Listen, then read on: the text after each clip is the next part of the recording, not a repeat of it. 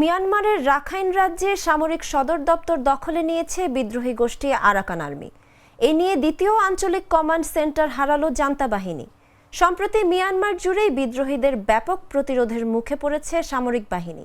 Arakan army জানিয়েছে, Rakhine রাজ্যে 2 সপ্তাহ তুমুল লড়াইয়ের পর পশ্চিমাঞ্চলীয় সামরিক কমান্ড দখলে নেওয়া হয়েছে। তবে এ ব্যাপারে এখন পর্যন্ত কোনো মন্তব্য আসেনি মিয়ানমারের সামরিক সরকারের মুখপাত্রের কাছ থেকে। 2021 সালে বেসামরিক সরকারকে হটিয়ে ক্ষমতা দখল করে সেনাবাহিনী। এরপর থেকেই দেশটিতে গৃহযুদ্ধ শুরু হয়েছে, অর্থাৎ বিভিন্ন রাজ্যের সরকারের বিরুদ্ধে লড়াই করছে নৃতাত্ত্বিক গোষ্ঠীগুলো। প্রথম দিকে জান্তা বাহিনীর বিরুদ্ধে তারা বিক্ষোভ করলেও পরবর্তী সময়ে তার সশস্ত্র লড়াইয়ের রূপ নেয়।